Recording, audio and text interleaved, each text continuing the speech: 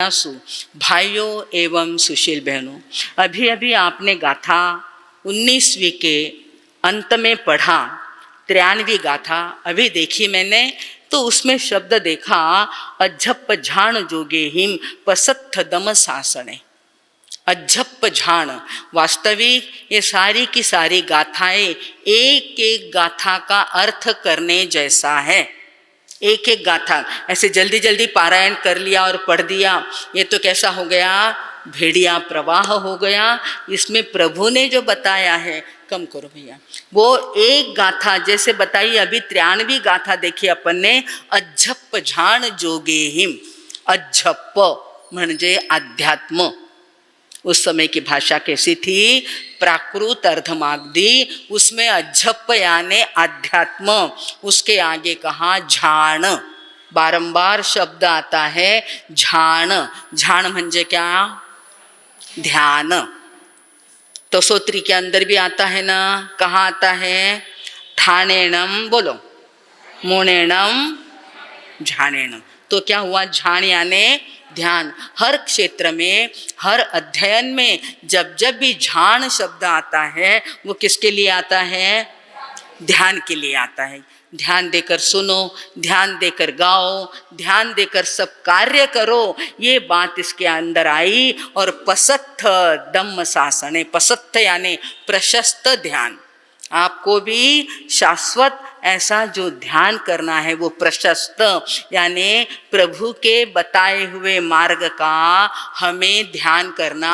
उसी गाथा के अंदर 93वें गाथा की दूसरी लाइन में आया, एवं नानेन चरणेन दंसनेन, यानी ज्ञान, दर्शन और चारित्र। रोज पढ़ते ना अपन, पर इसकी तरफ अपना ध्यान नहीं गया। अभी अभी मैंने देखा तो उसके अंदर बताया ज्ञान, सम्यक दर्शन, सम्यक चारित्र और सम्यक तप। क्या बताया, नानेन चरणेन दंसनेन तवेण। क्या आया, 94वीं गाथा की दूसरी लाइन में आ गया ज्ञान, दर्शन, चारित्र और, पर उसके पहले क्या लगाया, सम्यक।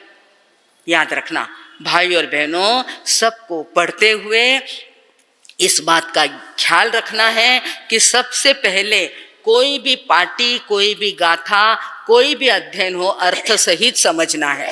दूसरी बात, जब जब हम समझे उस ज्ञान के साथ सम्यक लगा लेना है, वो सही। सम्यक प्रणम में जिन पाद युगम युगादा, वहां पर भी आया था सम्यक शब्द, हर क्षेत्र में आता। सम्यक यानी सही अर्थ में, सम्यक रूप से, सही अर्थ में श्रवण करना है तो सम्यक, बोलना है तो सम्यक, और आचरण करना है तो भी सम्यक रूप से करना है। उसी को सम्यक्त्व प्राप्त होता है। अपने को सबको क्या करना है, सम्यक्त्व प्राप्त करना। क्षायिक सम्यक्त्व मिल जाए तो बेड़ा पार हो जाए।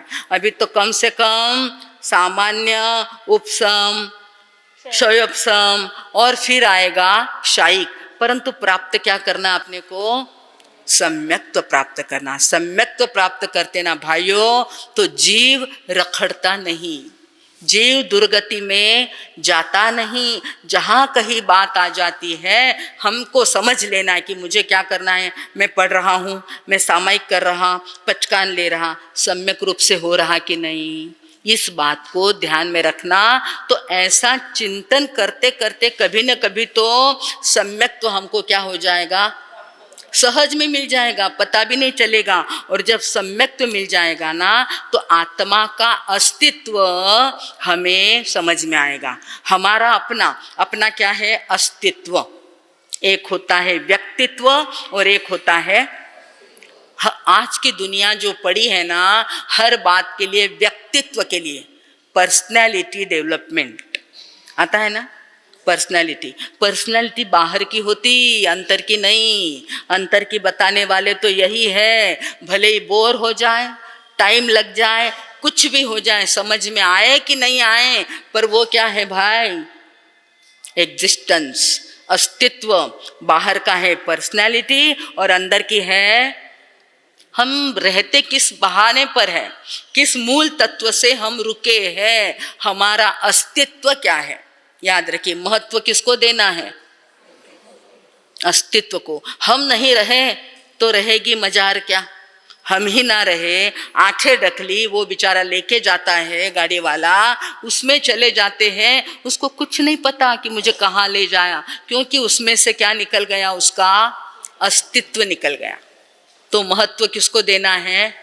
अस्तित्व को। अब हमें समझ जाना है, व्यक्तित्व को बहुत संवारा, सजाया, पढ़ाई करी, पर्सनालिटी के लिए ना जाने कितना कितना परिश्रम किया, किसके लिए? पर्सनैलिटी। परंतु अब नहीं, अब व्यक्तित्व को संभालने के पीछे नहीं पड़ना, अस्तित्व मेरा क्या है, मेरा अस्तित्व आगे किस गति में जाएगा, मेरी आत्मा की स्थिति क्या होगी, इसके लिए मुझे ज्ञान, दर्शन, चारित्र और तप की आराधना करनी। ऐसा 19वें अध्ययन के अंदर आया। भाई और बहनों, ये गाथा चिंतन करने जैसी है, पढ़ने जैसी है, और ऐसा चिंतन स्वयं का स्वयं करना पड़ेगा। 6ठे अध्ययन के अंदर ही बताया था, पढ़ना समीक्षये धम्मम, प्रज्ञा को, अपनी प्रज्ञा को, अपनी बुद्धि को स्वयं चलाओ अपने लिए तो काम होगा। ये हमारे लक्ष्य को बताने वाला अध्ययन है। भाई और बहनों, आपने देखा कि ये 5-7 अध्ययन जो है वो साधु संतों के लिए आए हैं।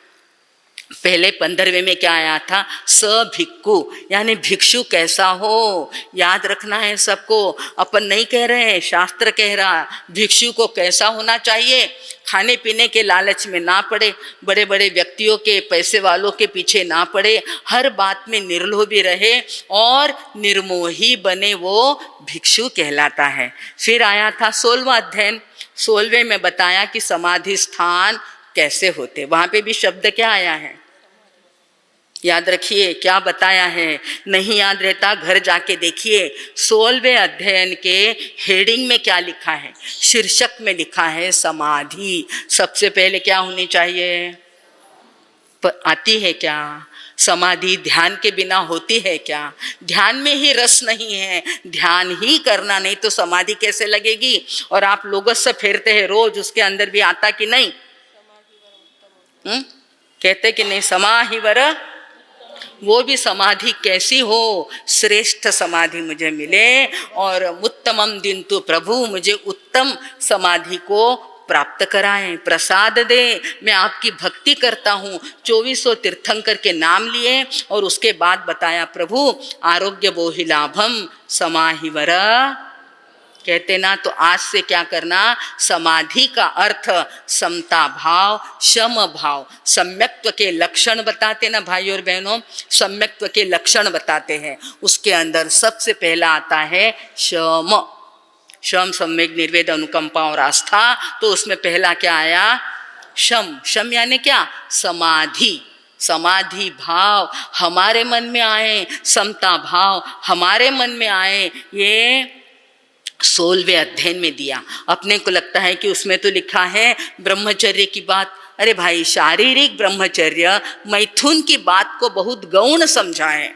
याद रखिए, वो बड़ी छोटी और स्थूल बात है कि उसको तो संभालना ही है, सिर्फ उसी के पीछे नहीं पड़ना है कि हमने शादी नहीं करनी और हमने चौथे व्रत का पालन कर लिया। ये तो बहुत स्थूल बात है, बहुत मोटी मोटी बात है। उसके अंदर आगे आगे दिया है कि समाधि भाव आया कि नहीं, कषाय भाव आया गया कि नहीं, कषाय पतली हुई कि नहीं, ऐसी सारी की सारी बातें उस समाधि स्थान के अंदर दी है।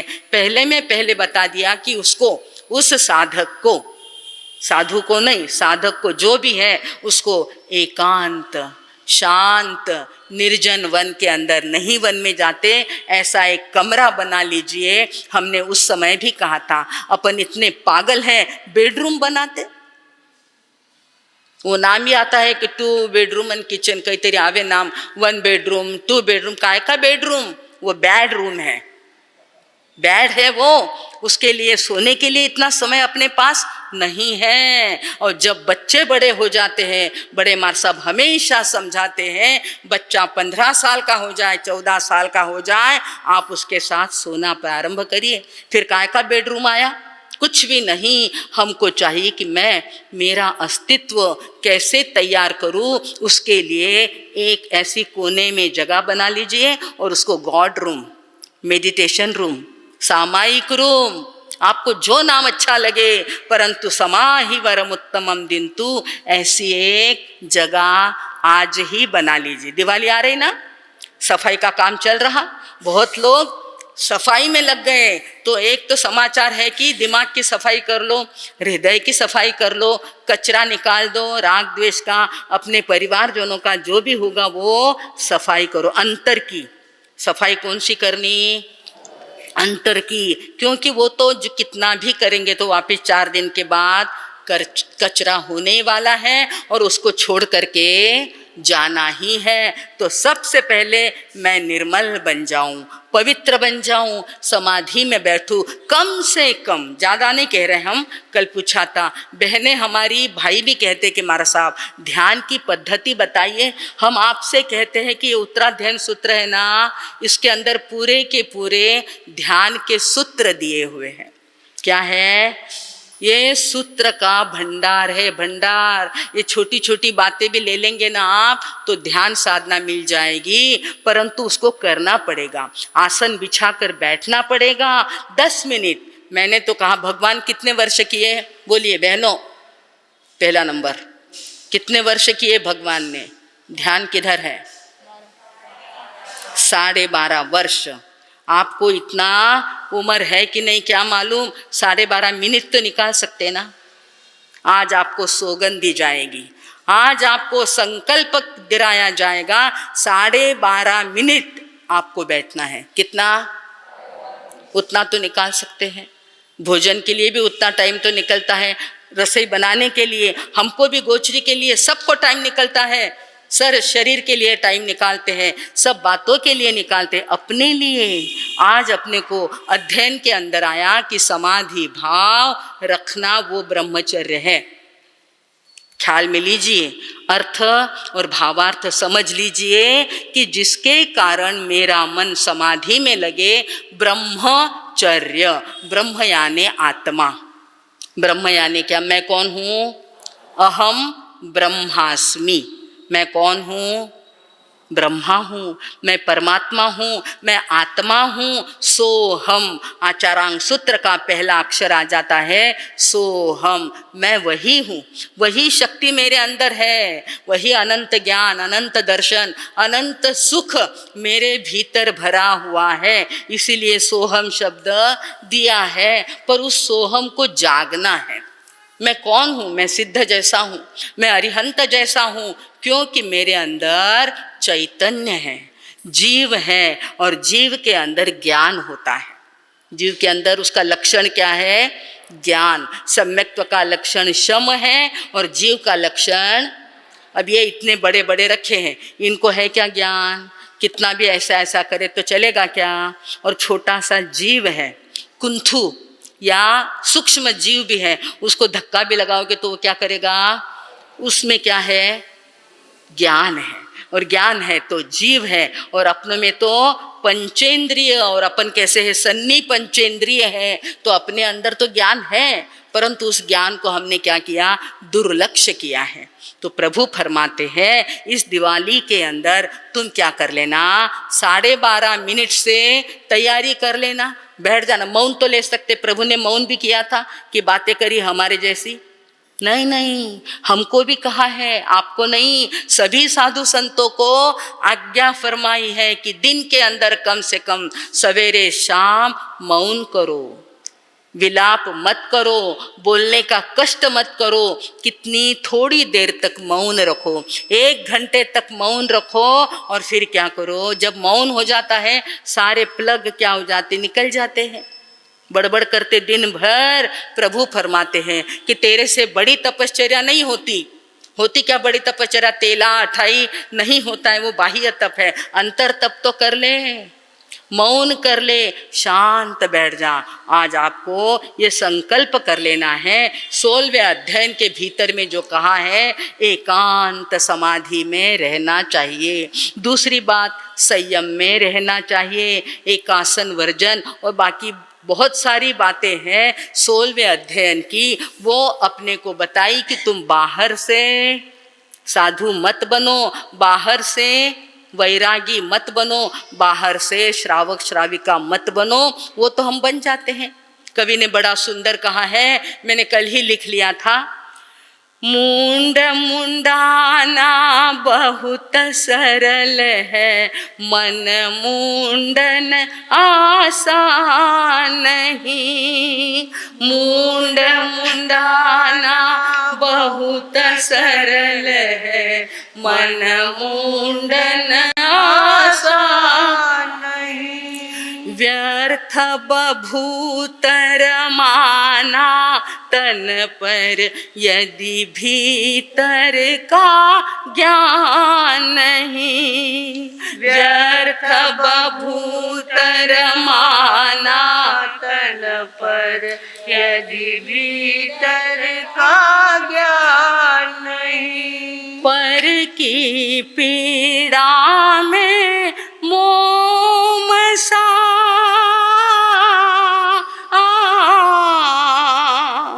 पर की पीड़ा में मोम सा पिघलना है साधना। पाना नहीं जीवन को, बदलना है साधना। पाना नहीं जीवन को, बदलना है। पाना नहीं जीवन, जीवन तो पा लिया, मनुष्य जन्म मिल गया है, बाकी बातें मिल गई है। अब अपने को क्या करना है?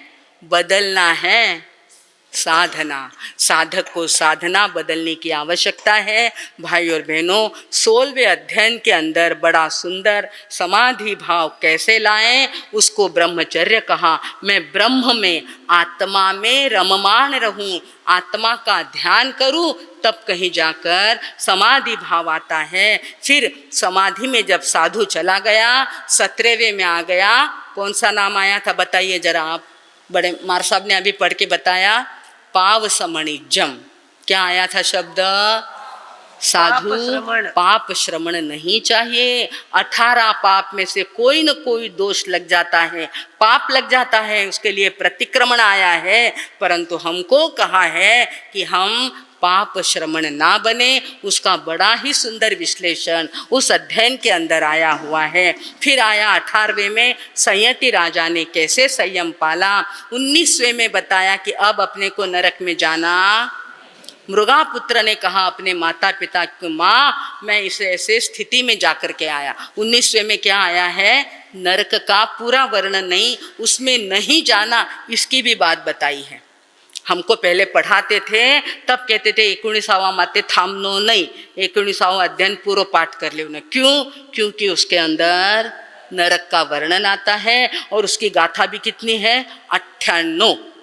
इसलिए हमको जब कंठस्थ कराते थे माताजी मार साहब स्वयं में बैठ करके, तो कंठस्थ कराते समय कहते कि बेने आधुरो रखनो नहीं, अबे तू कहीं कर ले, इन्हें पूरा पाठ कर ले। और बड़ा सुंदर उसका अर्थ माताजी मार साहब बताते थे। 79वें गाथे के अंदर बताया, कोवा से उस हम देई, कोवा से पुच्छईसु हम, को से भत्तम व पाणंगवाम आहरितु प्रणामय। उस समय याद करवाया दीक्षा से पहले कि वो मृग जो है, वो हरिण जो है जंगल में रहता है, उसको बेचारे को लग जाती है कोवा से ओसहम। ओसम म्हणजे ओखद, औषध।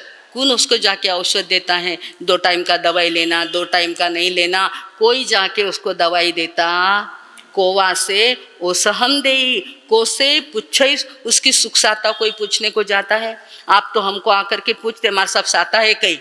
ये बेचारा छोटा बालक पूछा सूप साता है कई, वो क्या पूछता? सूप। उसको सुख मालूम ही नहीं है। मार साहब सुख साता है कई, हम कहते हैं हाँ बेटा सुख साता है। आप लोग तो हमको सुख साता पूछ लेते हैं, हरिण को जाकर कौन पूछेगा तू कैसा है, तुझे भूख लगी है क्या, तूने घास वगैरह कुछ खाया है क्या, उसको जाके कोई नहीं पूछता। इसलिए फिर कहा कोवा से पूछई सुहम को से भत्तंग व पाणंग वा, कौन उसको पानी और आहार, भत्तम यानी आहार और पाणम यानी पानी, कौन उसको देगा, कोई नहीं देने वाला, वो अकेला रहता है, अकेला जीवन जीता है। माताजी मार साहब कहते थे तुम भी लोग क्या करो, अकेले रहने की आदत लगाओ, एकांत में रहने की आदत लगाओ, कोई किसी बात की अपेक्षा किसी से मत करो, क्योंकि प्राणी जंगल में रहते हैं, अकेले रहते हैं,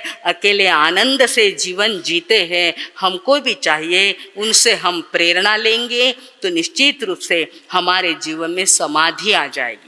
सबसे बड़ी बात क्या हो जाएगी, समाधि आएगी, समता भाव आएगा, सम्यक्त्व के लक्षण समय आने पर अपन देखते जाएंगे। भाई और बहनों, आज अपना समय हुआ, बड़े मार साहब के आशीर्वाद और उनकी ही प्रेरणा से मैंने उस विनंती को स्वीकार किया और आपके सामने पुनश्च इस प्रकार समाधि की बात को ला कर के कहा है। आप और हम सच्ची समाधि को प्राप्त करें, अपने कर्मों की निर्जरा करें, नरक गति में नहीं जाएं, उच्च गति को पाएं। इसी शुभ मंगल की कामना में अब मैं विराम लेती हूँ। ओम शांति। दिवाली